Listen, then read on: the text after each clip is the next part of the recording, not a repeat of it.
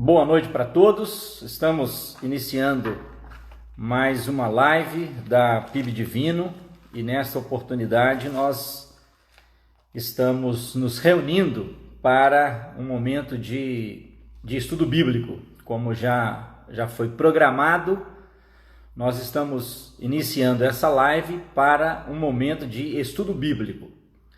E desde já eu quero contar com a sua colaboração. Você vai aí tendo a oportunidade não só de participar, mas se você quiser compartilhar essa live com alguém, você pode fazer isso. Nós estamos tentando fazer com que tenhamos, neste momento da live, um momento onde nós vamos fazer da live uma sala de aula. A ideia é essa, fazer da live uma sala de aula. Para tanto, eu já disponibilizei para aqueles que me deram o nome, eu já disponibilizei o estudo, né? Possivelmente você deve ter esse estudo aí em suas mãos, ou no seu computador, ou você fez a anotação como nós sugerimos, né? A ideia de hoje é nós pensarmos sobre um assunto e já dizer, né, para os irmãos que os assuntos bíblicos, ou a Bíblia, ela trata de vários assuntos. Nós vamos priorizar um determinado assunto e vamos caminhar por este assunto durante um período. A ideia de estar fazendo através do Instagram é porque nós sabemos que nós não vamos encerrar o assunto. Também não é o nosso objetivo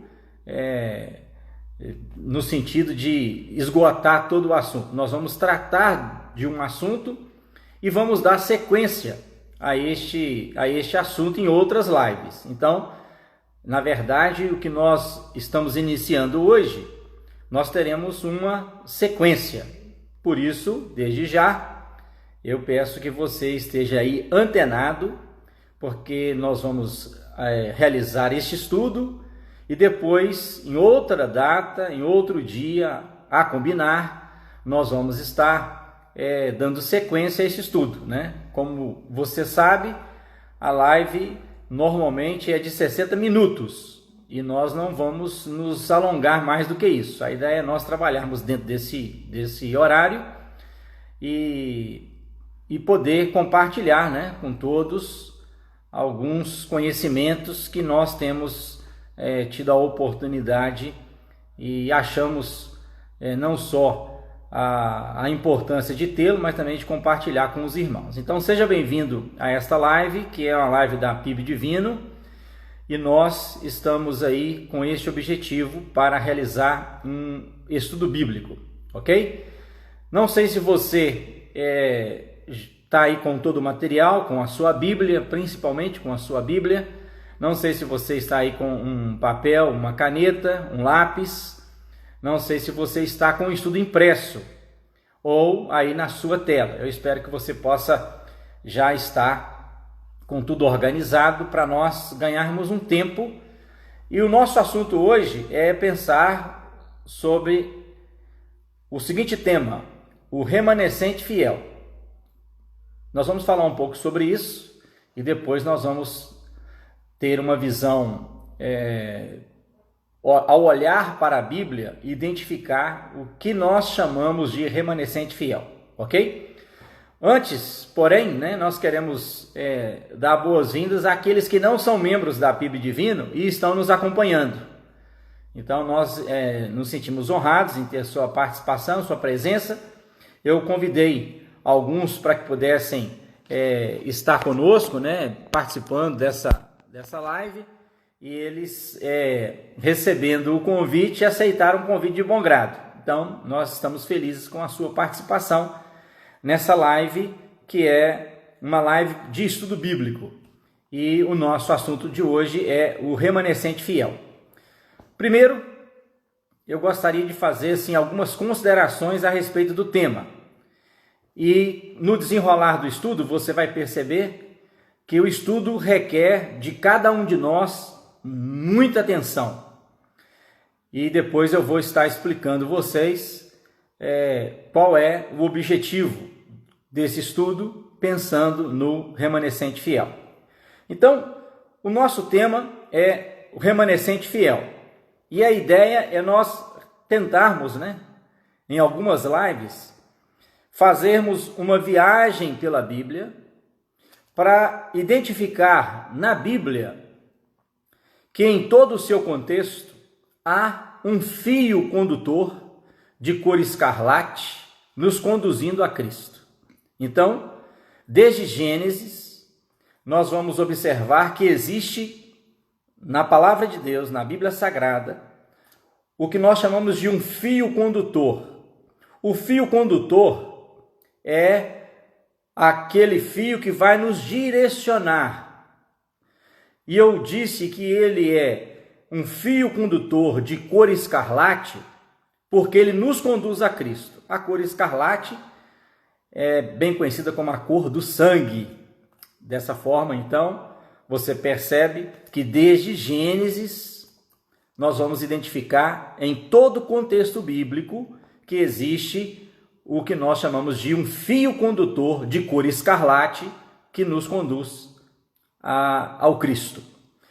E quando nós, então, temos essa atenção, quando nós temos esse entendimento, nós começamos a perceber que no decorrer de toda a história do ser humano, desde a criação, nós vamos perceber que existe o que nós chamamos de uma oscilação.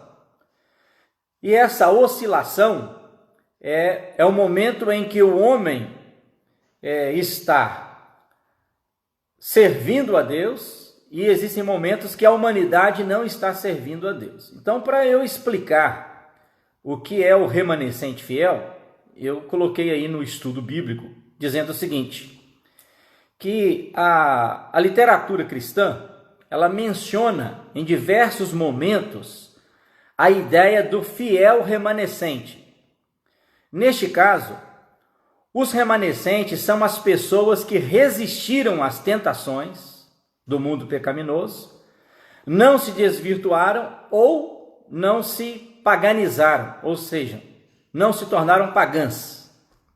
Então, os remanescentes na Bíblia são as pessoas que permanecem na fé em Deus. Então, só para a gente fazer essa abertura, essa introdução, quando nós pensamos no remanescente fiel, numa perspectiva teológica, muitas vezes nós falamos na teologia do remanescente fiel, numa perspectiva do povo de Israel ou numa perspectiva da igreja. Mas eu quero olhar para o contexto bíblico, olhar para a realidade bíblica e identificar com você que está nos acompanhando aí através deste estudo, que nós vamos perceber que desde a criação e no desenrolar de toda a história, nós vamos perceber o remanescente fiel. Então, como nós já demarcamos aqui, a ideia é nós identificarmos em toda a Bíblia que em todo o seu contexto existe um fio condutor de cor escarlate que nos leva até Cristo. E por isso, então, eu estou lhe convidando a esta que eu costumo dizer a maior das aventuras. Nós identificarmos em todo o contexto bíblico, em todas as páginas da Bíblia, aonde esse fio escarlate passa, para nós identificarmos o caminho que percorremos enquanto cristãos, na perspectiva do Cristo que veio, nos ensinou, o Cristo que foi crucificado, o Cristo que morreu, o Cristo que ressuscitou e o Cristo que nos garante a vida eterna. Então, quando nós pensamos no remanescente fiel, nós estamos falando daqueles que permanecem fiéis à sua fé, permanecem com fidelidade a Deus. Então, o remanescente fiel é aquele que está firme na presença de Deus. Então, eu quero fazer assim uma comparação para você entender melhor essa questão do remanescente fiel no contexto da história bíblica, no contexto da humanidade. Possivelmente, se você não viu ou não teve essa oportunidade de ver, mas você vai conseguir entender o que eu vou te explicar. Existem alguns momentos que a gente vê uma pessoa dar um mergulho, certo? E essa pessoa dá um mergulho, ou seja, no mar, ou numa piscina, numa lagoa. E esse mergulho faz com que a pessoa vá para as partes baixas, para uma profundeza, e de repente essa pessoa desaparece, essa pessoa some dos seus olhos. E ela percorre um bom trecho debaixo da água. E lá na frente, ela se emerge. E ao emergir, você percebe que ela surge. Então, pensar em remanescente fiel é nós olharmos para a história toda e perceber que existem momentos que dá-nos a impressão que aqueles que são fiéis ao Senhor não existem. Mas quando nós olhamos com um olhar atento, daqui a pouco eles se levantam. Então nós vamos perceber que durante toda a história bíblica existiu momentos em que dava a impressão que não surgiria, que não teria alguém fiel, mas de repente na história surge alguém fiel a Deus. Então é com esse olhar, é com essa atenção que eu quero entusiasmar você que está nos acompanhando aqui, para que possamos aprender através desse fio condutor aqueles que foram realmente fiéis em sua jornada, em sua vida, no exercício, né, da caminhada. Então é com esse olhar, né, é com essa dimensão que eu quero que você tenha a oportunidade de aprender um pouco sobre o remanescente fiel. Para isso, nós colocamos aí no nosso estudo o fato de que, se os remanescentes são aqueles que permanecem fiéis a Deus, existem momentos na história que dá-nos a impressão que não existem mais fiéis, mas surge, logicamente, aquele que é fiel ao Senhor. Foi o que eu expliquei, né? A pessoa faz um mergulho, de repente ela desaparece e lá na frente ele surge, né? Um fato curioso, um fato interessante que nos fala sobre isso é a sensação que o profeta Elias teve. O profeta Elias teve a sensação de que só ele era o que havia permanecido fiel ao Senhor. Ou seja, ele tinha a impressão, em um dado momento de sua vida, que ele era o único remanescente fiel. Mas ele recebe a notícia do próprio Deus que ele não estava sozinho. Existiam outros que eram fiéis ao Senhor. Então, o nosso olhar vai ser nessa perspectiva. E eu te convido a essa aventura. Hoje nós estamos iniciando o nosso estudo. Possivelmente nós teremos outros encontros em outras semanas e eu gostaria de poder contar com a sua participação em outros estudos para que possamos completar todo esse nosso entendimento. Como nós então estamos pensando no remanescente fiel, nós precisamos olhar para o início, nós precisamos olhar para a Gênesis, onde nós temos o relato de como tudo começou. Então, eu deixei aí no nosso estudo uma escala, né? Deus criou o homem, Deus criou a mulher. Então, este primeiro casal, no Jardim do Éden, a região da Mesopotâmia, né? Aqueles que estão estudando aí, aqueles que estão na faculdade, principalmente, ou aqueles que estão estudando as séries do segundo grau, estudam muito na história sobre a Mesopotâmia. E ali onde tudo iniciou, né? Então, nós sabemos pela história e sabemos também pelos relatos bíblicos que foi na Mesopotâmia que tudo começou. Mas o contexto bíblico, e aqui eu vou, de certa forma, narrar o contexto para que possamos estar trazendo de forma resumida um conhecimento para os irmãos. O contexto bíblico nos traz o entendimento de que pela desobediência do homem, e aqui o homem no sentido universal, do homem e da mulher, o pecado ele, de certa forma, ele distancia o homem de Deus. Essa é a expressão que nós encontramos já no Novo Testamento, já nos escritos do apóstolo Paulo, porque todos pecaram e separados estão da glória de Deus. Ou seja, nós carecemos da graça de Deus para a nossa vida.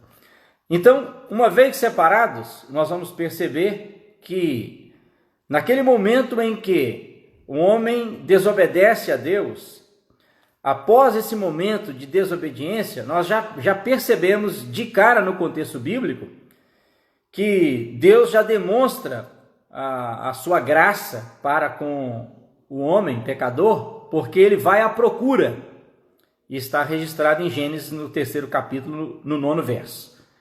Deus vai à procura do homem pecador.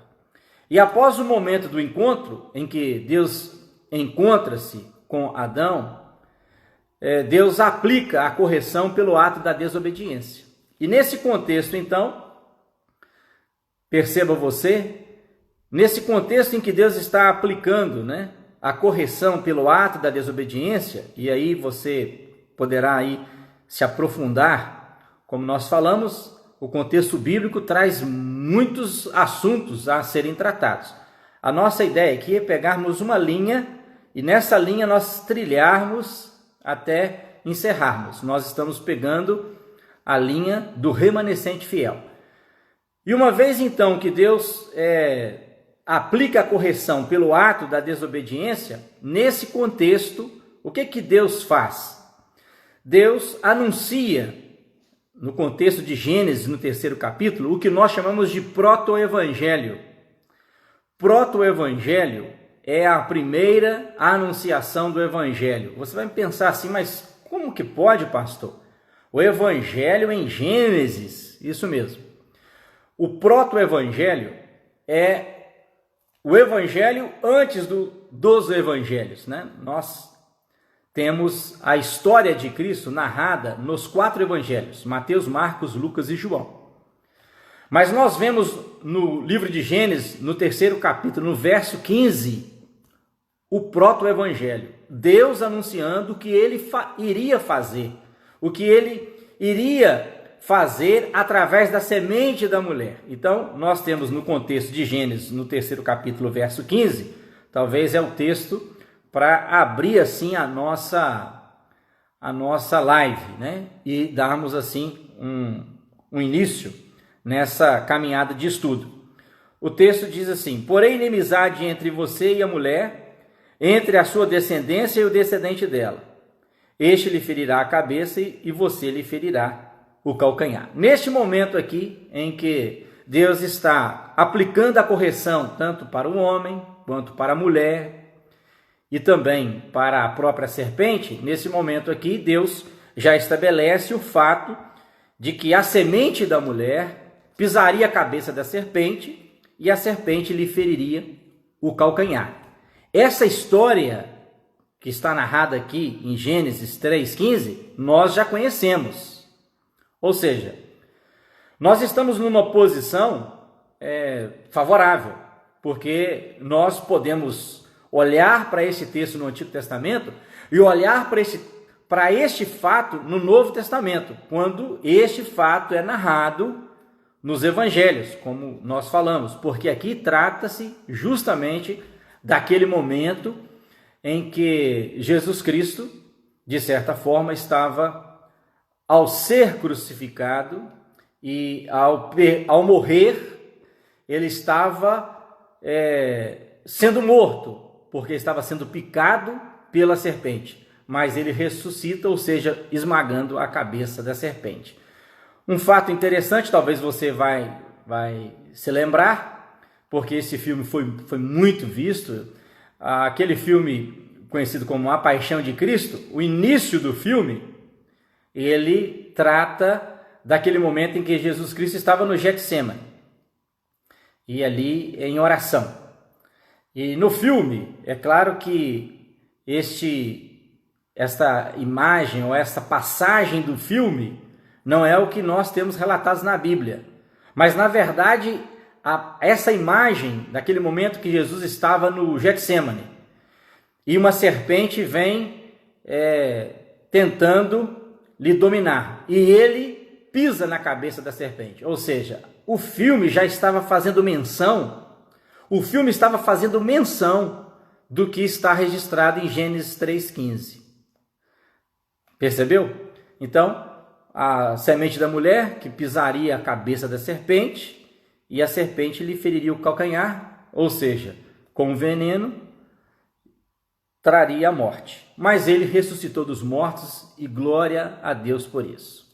Aí você vai dizer: pastor, o que tem a ver isso tudo que o senhor acabou de falar? Tem tudo a ver. Porque para que tudo isso se cumprisse, nós vamos observar, para que o sacrifício de Cristo se cumprisse, ou seja, para que nós tivéssemos esse entendimento, para que nós tivéssemos o conhecimento de que em Gênesis 3,15 temos o proto-evangelho, o evangelho antes do evangelho, o evangelho sendo anunciado. Para que tudo isso acontecesse, nós vamos observar que sempre houve em toda a história o que nós chamamos de remanescente fiel, ou fiel remanescente, não sei a forma como você prefere. Então a ideia é nós voltarmos o nosso olhar para os descendentes do primeiro casal e começarmos a identificar aqueles que se apresentaram como remanescente fiel. Entendeu? Se o pecado distancia o ser humano de Deus, a partir desse momento, então, há uma necessidade de surgir o que nós chamamos de remanescente fiel. E aí, então, eu cheguei a mandar o estudo para você, e possivelmente você já observou aí que nós temos aí uma lista extensa de vários nomes. Mas existem alguns nomes que eu, de certa forma, fiz um destaque. E eu gostaria que você também destacasse esses nomes. Por isso que eu falo que é importante você ter uma caneta à mão ou um lápis para você fazer pequenas anotações, porque essas pequenas anotações depois facilitarão na sua compreensão quando você olhar para o estudo em si, se caso ele, de certa forma, for impresso. Se não, você pode fazer pelo seu computador mesmo, tá bom?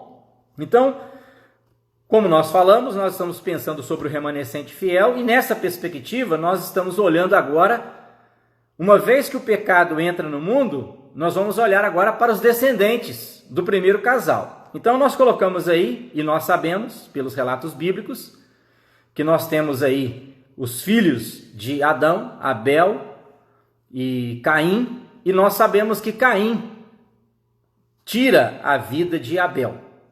Então, você vai perceber que esse momento trágico aí na vida dessa família, de certa forma, trouxe consequências enormes para a vida de Caim. Mas, como eu falei, nós não vamos nos deter em outro assunto que não seja o remanescente fiel, porque em todo o contexto bíblico, e eu tenho esse hábito de dizer, em todo o contexto bíblico, nós, muitas vezes, em cada assunto, nós chegamos em uma encruzilhada, que nos leva a outros assuntos. Então, se nós não mantivermos o nosso foco, nós vamos nos perder.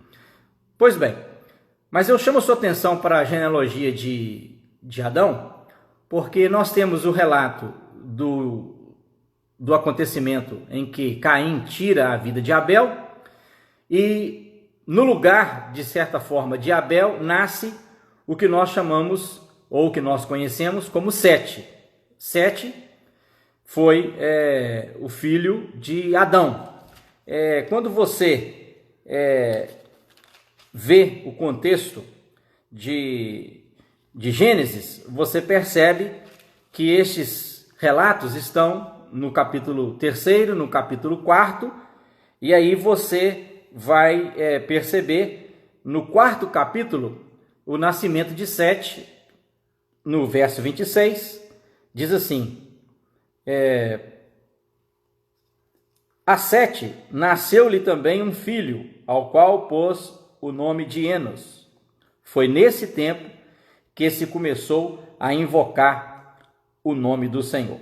Eu gostaria que você marcasse aí Gênesis 4:26, até está no nosso estudo aí, mas eu gostaria de fazer uma observação, e aqui eu vou identificar o texto para que você também possa, de certa forma, entender. O verso 25 do 4º capítulo. Adão tornou a ter relações com a sua mulher, no caso Eva. E ela deu à luz um filho, a quem pôs o nome de Sete, dizendo: Deus me concedeu outro descendente em lugar de Abel, que Caim matou. E a Sete nasceu-lhe também um filho, ao qual pôs o nome de Enos. Foi nesse tempo que se começou a invocar o nome do Senhor.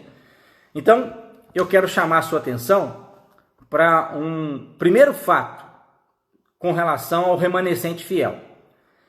Se por conta do pecado o homem está distante de Deus, agora nós vemos no 4º capítulo, no verso de número 26, que surge uma figura, ou seja, nasce este homem de nome Enos. Enos era filho de Sete, portanto, neto de Adão. Foi nesse tempo que se começou a invocar o nome do Senhor. Então, ou seja, perceba, né? Vamos aí exercitar um pouco a nossa mente. Se por conta do pecado o homem mergulhou no pecado e se afundou no pecado, de repente dá-nos aquela ideia de que não há mais a esperança. Opa, agora em Enos o homem se volta para Deus. Então eu estou falando sobre os remanescentes. Os remanescentes na Bíblia são conhecidos como as pessoas que permanecem na fé em Deus ou que voltam para Deus. Então, se havia perdido a esperança, com Enos renasce a esperança. Se havia perdido a comunhão com Deus, com Enos renasce a comunhão com Deus. Então, por isso que eu fiz questão de marcar aí no estudo Gênesis 4:26. Daí se começou a invocar o nome do Senhor. Ou seja, Enos é um personagem super importante. Ou seja, Enos foi um remanescente fiel. Surge então um remanescente fiel. Eu estou fazendo essas observações porque você vai perceber que no decorrer de toda a história bíblica, alguns nomes sobressaem em relação a outros. E por que eles se sobressaem em relação a outros? Existe uma explicação para isso. E essa explicação é que nós identificamos nestes homens remanescentes fiéis. Por isso, então, no contexto de toda a Bíblia, nós vamos olhar para estes homens. Enos, então, vamos pensar assim, o primeiro remanescente. Quando tudo parecia perdido, quando o homem estava afastado de Deus, agora surge o remanescente fiel. O homem passa a ter comunhão com Deus. O homem passa a adorar a Deus. O homem passa a invocar o nome do Senhor. Então, se por conta do pecado havia a possibilidade do homem estar afastado, agora existe a possibilidade do homem invocar o nome do Senhor, porque existe o que nós chamamos de remanescente fiel. Aquele que é fiel a Deus, aquele que se volta para Deus, aquele que busca a Deus, aquele que invoca o nome do Senhor. Então, seguindo aí na genealogia, você vai perceber, e aí eu coloquei no nosso estudo, e essa genealogia está no quinto capítulo de Gênesis, que vai falar sobre os descendentes de Adão. E aí você vai observar que vai falar sobre os descendentes de Adão, vai falar sobre os descendentes de Caim, os descendentes de Sete, e depois você vai perceber algumas figuras que são tão importantes para o nosso entendimento de hoje. Pois bem, então Enos gerou Cainã, Cainã Malaléu, Malaléu Jared, Jared gerou Enoque. Opa, paramos aqui neste segundo personagem super importante, e o nosso olhar se volta para o texto de Gênesis, no 5º capítulo, verso 23, e verso 24, o texto que diz assim: todos os dias de Enoque foram 365 anos. Enoque andou com Deus e não foi mais visto, porque Deus o levou para junto de si. Olha, nós vamos ver que na genealogia, como já ressaltei, alguns se destacam. E dentro desse destaque, nós fazemos menção justamente porque de Enos começou a invocar o nome do Senhor. Enos gera Cainã, Cainã Malaléu, Malaléu Jared, e Jared Enoque. E Enoque foi tomado, como diz o texto, Deus o tomou para si. Este é um remanescente fiel, não tenho dúvida disso, este é um remanescente fiel. Enoque gera Matusalém ou Metusalém, isso depende da tradução. Metusalém, Lameque, e Lameque gera Noé. Então perceba os enfoques que eu estou dando dentro da genealogia, porque agora nós chegamos em um personagem muito conhecido. Esse personagem muito conhecido, de nome Noé, é justamente o Noé daquele o qual nós conhecemos como o personagem da Arca de Noé. Pois bem, Gênesis no 6º capítulo, no 8º e no 9º verso, nós temos a expressão de algumas características, qualidades deste homem. O texto diz assim, no 8º verso do 6º capítulo: porém Noé encontrou favor aos olhos do Senhor. O Senhor olhou para a humanidade e viu a corrupção do gênero humano. É o que nós temos aí no 6º capítulo de Gênesis. E agora Deus olha para a humanidade, vê a corrupção do gênero humano, mas percebe que Noé é um homem, como diz o 9º verso, justo e íntegro entre os seus contemporâneos. Noé andava com Deus, assim como Enoque também andou com Deus. Então, você vai perceber que, de tempo em tempo, a humanidade fazia o quê? A humanidade mergulhava no pecado. Está lembrado daquela figura que eu falei, da pessoa que mergulha?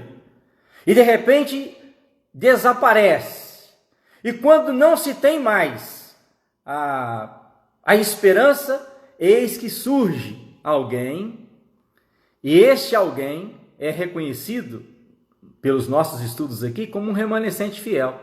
Aquele que em meio à corrupção do gênero humano se manteve fiel a Deus, permaneceu com sua fé em Deus. Então, perceba por que eu coloquei aí também uma ênfase em Noé. Pois bem, eu gostaria que você no estudo fizesse um X, um asterisco, nesses 3 personagens aí do primeiro bloco, que é Enos, filho de Sete, que é Enoque, aquele que andou com Deus e Deus o tomou para si, e Noé. Então você faz aí um asteriscos aí, ou um X, e você marca esses 3 personagens, porque dentro dessa genealogia nós vamos perceber que esses homens se destacaram pelo fato de que naquele momento em que a humanidade mergulhou no pecado, mergulhou na perversidade, quando tudo já parecia sem esperança ou sem expectativa, eis que surge alguém, ou seja, os olhos do Senhor estão sobre todos, e é certo que o Senhor consegue ver aqueles que são justos e íntegros. Por isso nós falamos que a igreja do Senhor é também um remanescente fiel. Mas isso lá na frente nós vamos identificar melhor, e se você nos acompanhar até o final do nosso estudo, eu tenho certeza que você vai ter a oportunidade de ter um entendimento maior, um entendimento melhor quanto a esse assunto. Voltamos então para uma breve explicação que aqui precisamos fazer. Nós sabemos pelos relatos bíblicos que Noé entrou em uma arca ele, sua esposa, seus 3 filhos e suas respectivas esposas. Então, um relato bíblico era que na arca havia 8 pessoas. Noé, sua esposa, 3 filhos e respectivas esposas. Os filhos de Noé, nós sabemos também pelos relatos bíblicos, Sem, Cã e Jafé. Então nós encontramos aí no 5º capítulo, no verso de número 32. Noé tinha 500 anos de idade e gerou Sem, Cã e Jafé. Ok? Então, esses 3 nomes, eles farão parte, de certa forma, do nosso estudo, mas o nosso foco principal será no personagem Sem. Nesse primeiro personagem, nesse primeiro filho, Sem. Por quê?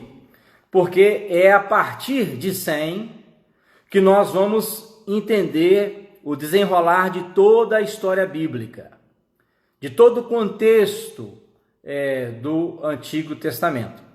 É claro que os descendentes de Cã e os descendentes de Jafé aparecem na história bíblica do Antigo Testamento. Mas os descendentes de Sem são protagonistas, ou seja, Deus está escrevendo a história bíblica através da vida dos descendentes de Sem. Então, eu chamo sua atenção para este primeiro filho de Noé, que é Sem. Por isso, no nosso estudo, eu fiz questão de colocar os 3 nomes, depois eu, de certa forma, separei os 3 nomes, Sem, Cã e Jafé.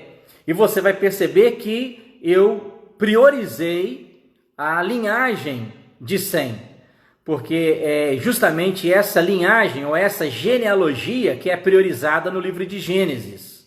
Olha só, nós temos no livro de Gênesis a genealogia de de Cã, nós temos a genealogia de Jafé, mas é justamente a genealogia de Sem que nós vamos perceber e vamos ver todo o desenrolar dos descendentes de Sem. E aí, de certa forma, nós encontramos os descendentes de Sem lá no capítulo 11 de Gênesis. Perceba que nós estamos passando pelo livro de Gênesis e fazendo um destaque, fazendo um destaque naqueles que nós identificamos como remanescente fiel. Então, dentro da descendência de Sem, está no capítulo 11, você vai observar aí e o nosso estudo segue. Sem gerou Arfaxade, Arfaxade gerou Salá, Salá gerou Éber. Anota aí, faz um asterisco aí nesse nome, Éber. Este personagem é um personagem importante, muito importante. Éber gerou Peleg, Peleg gerou Reu, Reu gerou Serug, Serug gerou Naor e Naor gerou Tera ou Terá. Eu não sei como está aí na sua tradução. Pois bem, nós encontramos essa genealogia em Gênesis capítulo 11, a partir do 10º verso. E vai aí até o verso 31, narrando um pouco dessa história. Por que que nós estamos priorizando a genealogia de Sem? Nós estamos priorizando a genealogia de Sem porque é de Sem que surge um outro personagem muito conhecido do contexto bíblico, principalmente do Antigo Testamento. E este personagem é Abrão. Por quê? Abrão é filho de Tera ou de Terá. Ou seja, Sem gera Arfaxade, Arfaxade gera Salá, Salá gera Éber, Éber gera Peleg, Peleg Reu, Reu Serug, Serug Naor, Naor Tera. Tera é pai de Abrão. Isso mesmo. Por isso nós estamos priorizando a genealogia de Sem. E você vai falar assim, mas por que, pastor? Porque é da genealogia de Sem que nós nos encontramos com Abrão. que hoje é chamado de Abraão, né? no nosso entendimento, porque depois nós vamos falar sobre isso, a mudança de seu nome, mais conhecido como Abraão. Abraão, aquele que foi o pai de uma grande nação. Isso mesmo. Que nação é esta? A nação do filho da promessa, nação do filho de Isaac, que é Isaac. E nós sabemos que Abraão, como diz o contexto bíblico, junto com sua esposa, tem a oportunidade, sua esposa Sara, de gerar Isaac. Isaac gera Esaú e Jacó. No nosso estudo eu coloquei Jacó e Esaú. Por quê? Porque nós estamos seguindo a linha daquele que, de certa forma, faz parte da linhagem do povo de Israel. Nesse caso, Jacó. Eu quero chamar a sua atenção porque a nossa meta é pararmos por aqui, trabalharmos estes assuntos de agora por diante. Mas eu quero chamar a sua atenção que é justamente da linhagem de Sem que nós vamos nos encontrar com Abraão. E aí eu vou chamar a sua atenção para um assunto muito interessante, que muitas vezes poucas pessoas falam sobre isso. No contexto de Gênesis, e eu fiz a questão de colocar aí Gênesis capítulo 14, no verso de número 13, nós encontramos a primeira vez que Abraão foi chamado de hebreu. A primeira vez que surge no contexto bíblico a palavra hebreu. Então, o texto diz assim: porém um homem que conseguiu escapar veio e contou tudo a Abrão, o hebreu. Em outro contexto diz que esse homem o chamou de hebreu. Pois bem, eu estou falando sobre isso porque muitas vezes as pessoas olham para o Antigo Testamento e pensam que toda a história do Antigo Testamento está relacionada ao povo de Israel. Não. Eu vou fazer uma pergunta para você. Vou fazer uma pergunta para as minhas filhas que estão aí me acompanhando, né? A pergunta que eu faço: Abraão era um israelita? Não. Abraão não era um israelita. Nós não temos nenhum sentido, nenhum contexto falando de Israel. Então perceba você, eu quero chamar a sua atenção, que nós estamos estudando sobre o remanescente fiel. E nesse remanescente fiel, nós vamos perceber que Abraão é chamado de hebreu. Mas por que chamado de hebreu? Então, se você fizer uma pesquisa, você vai identificar aí duas hipóteses. A primeira hipótese é que, de certa forma, Abraão era descendente de Éber, por isso que Éber está aí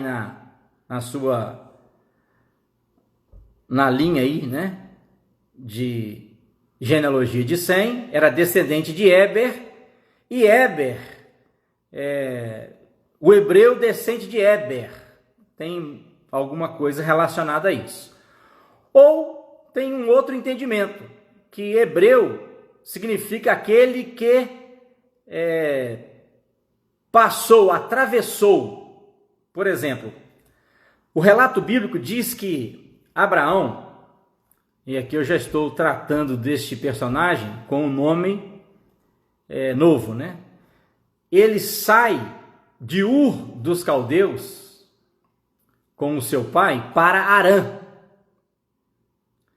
E ali o seu pai morre em Harã. E depois que ele vai para Canaã. Então, este trajeto de Abraão é explicado como um momento de travessia. Quando eles atravessavam o rio, aquela região da Mesopotâmia é uma região banhada por dois rios. Na verdade, por vários rios, mas dois rios principais, né? Tigres e Eufrates. Então, essa passagem traz aquela ideia de o hebreu. Então, é a primeira vez que surge o nome hebreu. Eu não estou aqui de forma alguma desmerecendo Israel, não é esse o objetivo. Mas eu estou querendo fazer você enxergar que Israel, de certa forma, não existia. E aonde ou quando que Israel vai surgir? Primeiro, vai surgir como nome. Não sei se você lembra, eu já disse aqui que Abraão, ele gerou Isaque. E Isaque gerou 2 filhos, Esaú e Jacó. E nós, como falamos, nós estamos tentando pegar uma linhagem daqueles que nós chamamos de remanescente fiel. Então nós pegamos Jacó, porque Jacó foi aquele que recebeu a bênção. E aí Jacó tem um momento na vida, momento em sua história, e está relatado em Gênesis capítulo 35, olha só como que nós estamos dando um salto no livro.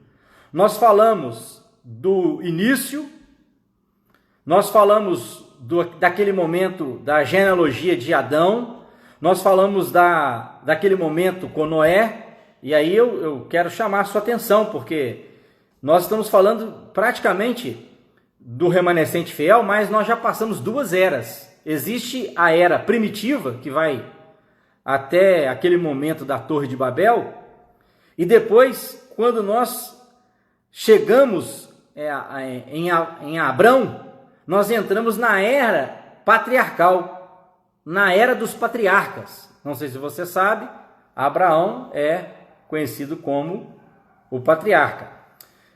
E aí então, ele gera Isaque, Isaque gera Jacó. Jacó, em Gênesis 35, verso 10 e 11, vou abrir aqui o texto para fazer essa leitura, você vai perceber uma coisa super interessante, que da mesma forma como Abrão teve o seu nome mudado para Abraão, e isso nós encontramos no contexto de Gênesis capítulo 20, agora Isaque, que gera Jacó, e Jacó tem um nome também mudado. E no texto de 35, verso 10 e verso 11, diz assim: você se chama Jacó, mas o seu nome não será mais Jacó, o seu nome será Israel. Ele deu o nome de Israel. Então, é o que nós encontramos aqui.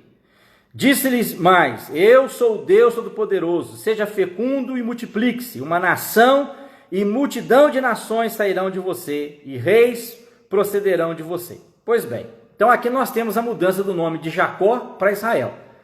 Então, se em Gênesis capítulo 14 surge a primeira vez, a primeira menção do termo hebreu, agora em Gênesis 35 surge a primeira menção do nome Israel. Então Jacó é chamado de Israel.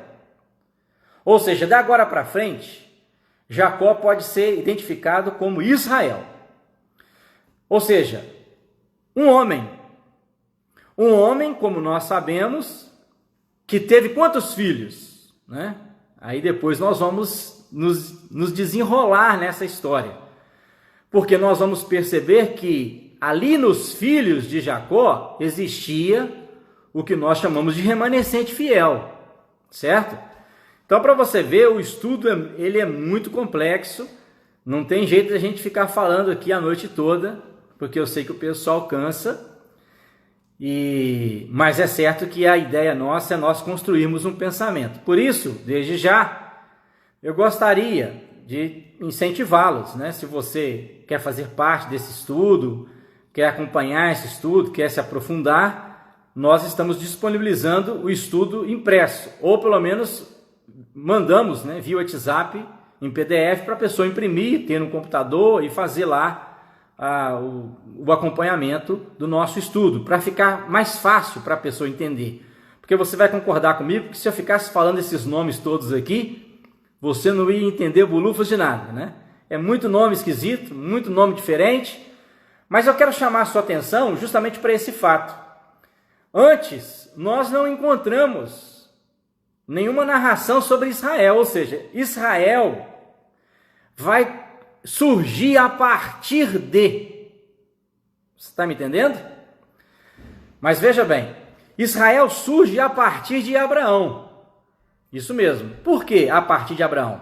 Porque aí você vai pegar o contexto de Gênesis, no capítulo 12, quando Deus faz o quê? Deus chama a Abraão e diz para ele, o Senhor disse a Abraão: saia da sua terra, da sua parentela e da casa do seu pai, e vá para a terra que lhe mostrarei. Farei de você uma grande nação, e o abençoarei, e engrandecerei o seu nome. Seja uma bênção. Abençoarei aqueles que o abençoarem, e amaldiçoarei aqueles que o amaldiçoar. Em você serão benditas todas as famílias da terra. Pois bem, Abraão era um homem temente a Deus, né? Sem sombra de dúvida, né? E justamente por conta disso, Deus olha para a humanidade, agora nesse contexto aqui de Abraão, e se você estudar os povos da Mesopotâmia, onde Abraão habitava em Ur dos Caldeus. Ur dos Caldeus. Ou seja, se você olhar para estes povos da Mesopotâmia, você vai perceber que esses povos da Mesopotâmia, eles eram politeístas, eles adoravam vários deuses. Mas Deus olha para Abraão, um remanescente fiel. Tem um remanescente fiel. Então, eu gostaria que você marcasse aí no nosso estudo Enos, marcasse Enoque, marcasse Noé, marcasse Sem e marcasse Éber, marcasse Abraão, Isaque e Jacó. Faz aí um asterisco nesses nomes e aí nós estamos no início de estudo apenas, mas já pontuando que desde o início existia um remanescente fiel. Nós vamos perceber que embora a humanidade mergulhe no pecado e tudo pareça sem esperança, será que não existe ninguém mais fiel ao Senhor? Eis que surge um remanescente fiel. E aí Deus olha para aquele que o teme, Deus olha para aquele que o serve, Deus olha para aquele que lhe é fiel. E aí Deus o identifica. E Deus, através daqueles que lhe são fiéis, Deus faz grandes coisas, assim como fez com Enos, assim como fez com Enoque, assim como fez com Noé, assim como fez com Sem, assim como fez com Abraão, com Isaque e com Jacó. Então nós vamos ficar por aqui. Vamos ficar na ideia de que surge, no contexto de Gênesis, pela primeira vez, o nome hebreu e o nome Israel, mas ainda como nome, não como povo. Não, povo não. Nós vamos perceber que o povo, de certa forma, foi se organizando quando quando a família de Israel, quando a família de Jacó, eles descem para o Egito. E aí eu já vou deixar um exercício para o nosso próximo estudo, tá bom? É isso aí. O nosso estudo ele é rápido, mas nós deixamos sempre um exercício. Você deveria já estar anotando aí para você poder depois trazer uma resposta para mim. E eu, logicamente, vou estar compartilhando com você, né? Não vou deixar você na mão. Vou fazer assim como eu fiz. Perguntei às minhas filhas e logo já dei a resposta para elas. Mas elas também já sabem, porque esse estudo nós já fizemos aqui em casa. E elas aprenderam que o hebreu surge com Abraão, e logicamente nesse primeiro contexto de Gênesis, e que Israel surge ali com Jacó, mas não como povo, apenas como nome. O exercício para o nosso próximo estudo é você identificar quantas pessoas que desceram com Jacó para o Egito.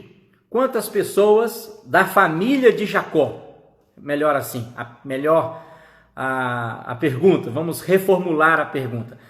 Quantos com Jacó e de toda a sua família desceram para o Egito?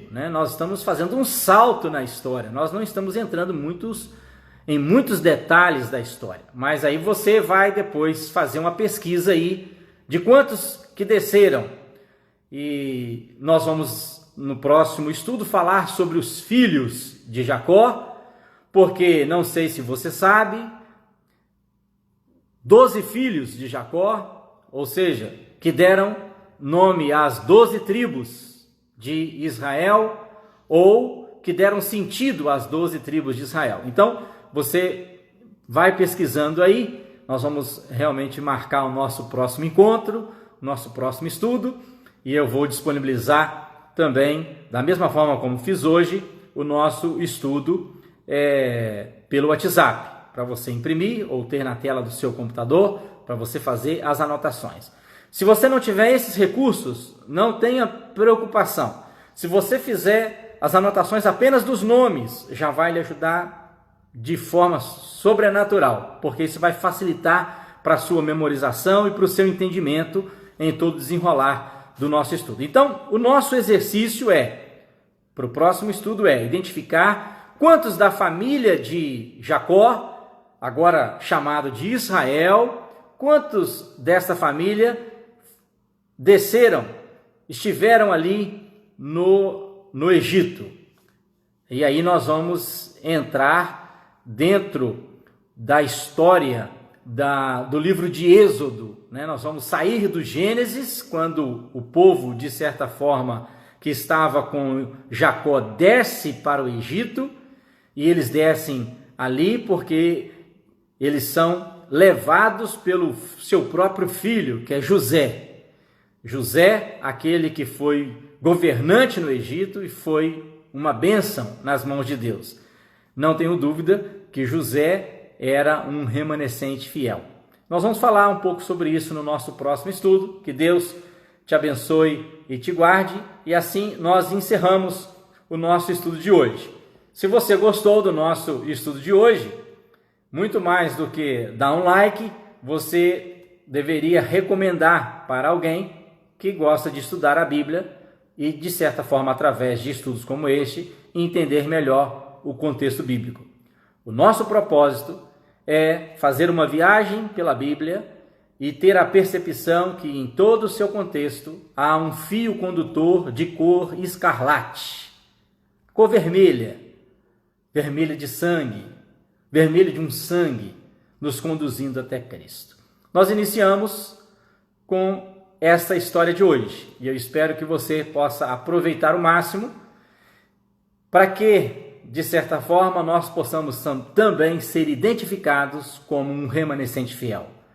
Quando o mundo todo está mergulhado no pecado, que Deus possa olhar para nós e perceber que somos e que temos as mesmas características que Noé, que Abraão, que Enoque e que Enos, que invoquemos o nome do Senhor, que andemos com o Senhor, que sejamos justo e íntegro e que sejamos tementes a Deus. Então, um forte abraço, que Deus nos abençoe e nos guarde esse estudo.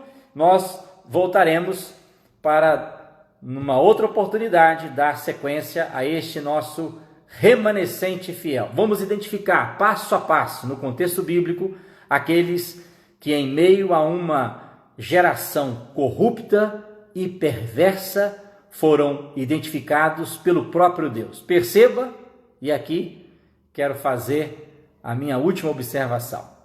Eles não se autodenominaram, eles foram identificados pelo próprio Deus como fiéis. Um forte abraço, que Deus te abençoe e te guarde. Amém.